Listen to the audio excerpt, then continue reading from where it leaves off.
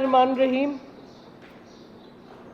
आपको सबको पता है कि 1 साल हो गया जब से रजीम चेंज की साजिश हुई है। उसके बाद से जुल्म और तशद्दुद और इंसानी हकूक़ की धज्जियाँ जो उड़ाई जा रही हैं पाकिस्तान में रियासत और इम्पोर्टेड हुकूमत की तरफ से, वो सबके सामने है। आपको पता है कि फंडामेंटल राइट्स, हमारी आइन हमें हक देता है कि हम पीसफुल प्रोटेस्ट करें, हम फ्रीडम ऑफ एक्सप्रेशन आपके आइन में गारंटीड फंडामेंटल राइट है। लेकिन इस वक्त आइन की धज्जियाँ उड़ाई जा रही हैं, रूल ऑफ लॉ ख़त्म हो गया है और जंगल का कानून पाकिस्तान में इस वक्त चल रहा है।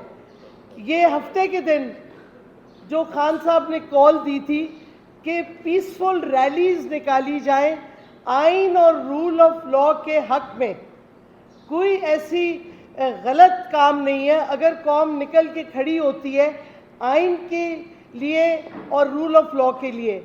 लेकिन क्या हुआ, आपने देखा एक रात पहले पाकिस्तान में हर जगह रात के अंधेरों में पुलिस और प्लेन क्लोथ्स में जो लोग थे, पता नहीं किस इदारे के थे, उन्होंने हमारे वर्कर्स के घरों पे अटैक किया। कोई वारंट नहीं, कुछ नहीं, लोगों के घरों के दरवाजे तोड़े गए, उनकी फैमिलीज पे तशद्दुद किया गया और कोशिश की गई कि वर्कर्स को खौफ ज़दा करें अरेस्ट के लिए करके। उसके बाद रैली इस्लामाबाद में जो निकली, उसमें भी आपने देखा जो हमारी ख़वातीन के साथ ख़ास तौर पे तशद्दुद किया गया, बेहुरमती की गई उनकी, जिस तरीके से उनको पुलिस ने पकड़ा। 2 हमारी ख़वातीन शुमाइला और महविश यहाँ मौजूद हैं जिनको पकड़ा गया था और किस तरीके से पकड़ा गया था। और ये मैं बताती चलूँ, ये हमारी ख़वातीन एक्चुअली रैली में नहीं आ रही थी, ये F9 पार्क के बाहर खड़ी हुई थी रैली को वेलकम करने के लिए।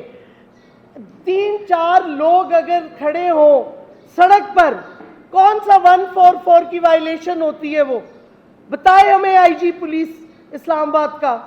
और जहाँ तक रैली की इजाज़त का ताल्लुक है, आपको पता है बाबर सत्तार हाई कोर्ट के जो जज है, ऑनरेबल जज, उन्होंने हुक्म दिया था डीसी को इस्लामाबाद के कि आप फंडामेंटल राइट्स का ख्याल रखते हुए, और मैं ये पढ़ रही हूँ उनका ऑर्डर, कि through reasoned order given that it involves fundamental rights of the petitioner and members of the petitioner guaranteed under Articles 15, 16